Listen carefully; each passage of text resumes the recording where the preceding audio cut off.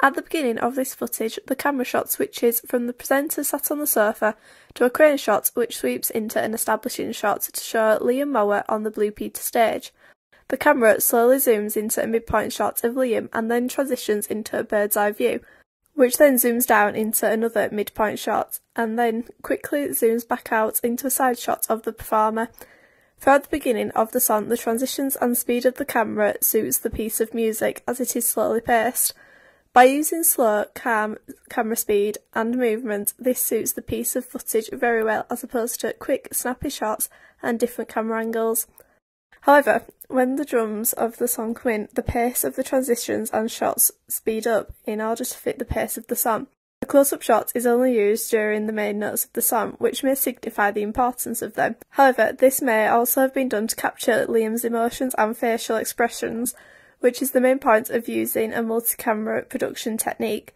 The camera shot then quickly changes into a wide shot when the performer throws his bag to the side of the stage.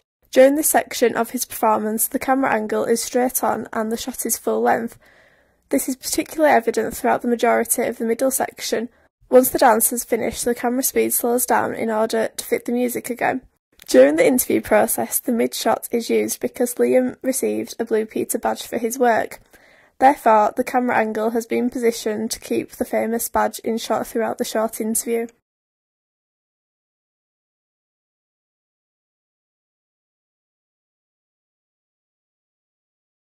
The camera shot sweeps down from a bird's eye view shot into a close-up of Lamar's eyes. I think the reason why this is done is because of the producers of Exchange are trying to capture Lamar's emotions and feelings. This then blends into a close-up shot of Lamar and a member of his band in the background. The shot then dissolves into a close-up of Lamar's chest and microphone, then slowly pans up to reveal Lamar's face again. The camera continues to pan upwards and then hits a strobe light. The next shot blends into a guitar. This may be to represent that the performance is live and not pre-recorded.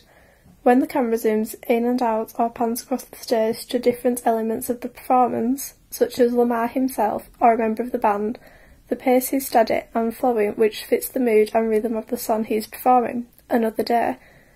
The majority of the transitions used are slow and blend the shots together rather than jerky footage. In terms of the camera angles, the camera is either high or level with the performer. The shots are mainly close-ups and midpoint shots. The beginning of this footage is a central camera angle and a wide shot to fit all members of McFly into the camera lens. McFly say that their performance of Stargirl is especially for Chloe and Amy. At this point, the camera shot switches to the two girls to establish to the audience who Chloe and Amy are. The camera returns to its original position and then a member of the band ensures that everyone is ready. This makes Chloe and Amy laugh, and as a result, the camera shot switches back to the close-up of them. The reason for this is to capture the emotion that they are expressing at the time. A close-up shot of member Tom is then on the screen.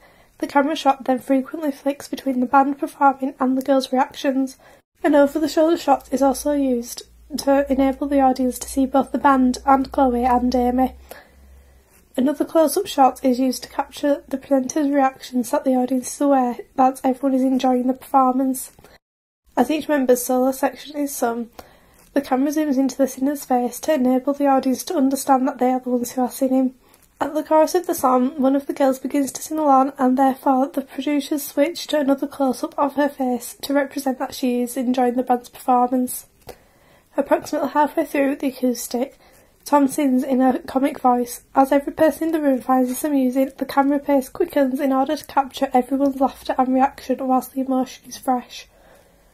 There are also close-up shots of the band's guitars, as this connotes that the performance is shot live as the hands touch the right chords at the right time and at the right pace of the song. Zoe Salmon and Gavin Jones perform as Sandy and Danny live on Blue Peter. A midpoint shot is used at the beginning of the show, as the shot is of the producer introducing the next clip. This is suitable as the presenter is providing the audience with information.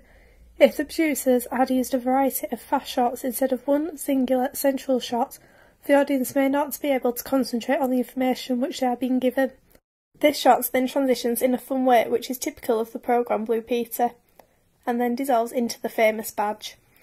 The camera angle then zooms out of the badge, and the camera shot is then a wide shot, which enables the audience to see the T-birds and the pink ladies on the left and right hand sides of the stage.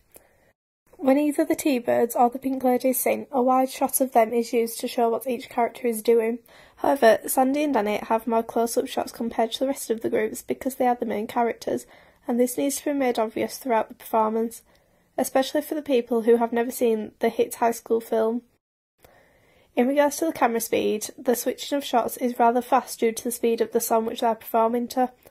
The same can be said about the zooming techniques which are used. At the end of the performance, the stars are interviewed. This is mainly close-up and mid-point shots due to capturing the adrenaline which Salmon and Jones are experiencing at that time.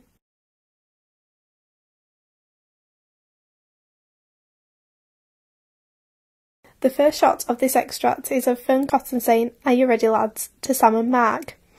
This tells the audience that an event is about to take place. The camera shot then switches back and forth from a wide establishing shot to set the location of the programme back to the close-up shot of Fern. The change of shots is faster than the other clips I have looked at because of the target audience, which is children aged 8 upwards. There's a close-up shot of the can of sweet corn which Fern opens to make it obvious to the audience what exactly is in the can. 45 seconds into the footage, the shot changes extremely fast as this is the build-up to when one of Mark or Sam are going to eat the sandwich. 45 seconds into the footage, the shot change is extremely fast as this is the build-up to when one of Sam or Mark are going to eat the sandwich, and this builds the tension and suspense levels. Another close-up shot of a can follows this. However, the contents of the can is mushrooms instead of sweet corn. Whilst one of the boys eats the mushroom sandwich, a close-up of his face is the camera shot so that the audience can tell how disgusted he is. When Fern laughs at his reaction, a cutaway shot switches to a close-up of her face. Both of these shots are then repeated when the other presenter has to eat his sweet corn sandwich. As the event was to raise money for children in need, the last shot of the footage is a close-up of Pudsey Bear and his reaction to the event. The opening shot of this extract is a high shot which makes the 4 children appear vulnerable and innocent. This then quickly changes to a close-up of one of the male contestants. The effects which are evident are that the screen is digitally created to appear as an interactive game or mission briefing. The left-hand screen changes from a close-up of each contestant to a wide shot to show all of them. The screen returns back to normal and the mission brief effect is cleared. However, it is then replaced by an extreme close-up of a woman's white, pale skin and purple lips, which signify a villain. Another close-up is used when focusing on a snake. Another effect used is the night vision, which is evident because the snake is in a dark chamber. A close-up of the 3 contestants then follows this as they are gathered around having a discussion about their game plan and tactics. Wide shots and angles are used to show the girl putting her hands through the holes in the chamber. After this task is complete, the shot switches back to the extreme close-up of the woman's pale skin and purple lips. A wide shot is repeated to show all of the contestants' posture and positioning. However, when each of them speak, a close-up shot is used. An amber flash follows the result of who was the sabotage behind the game, and the location switches to 2 of the contestants receiving a golden key. The final shot is a fast zoom out and an animated windmill gradually comes into the screen. However, a female contestant's face is still evident in the windmill's small window.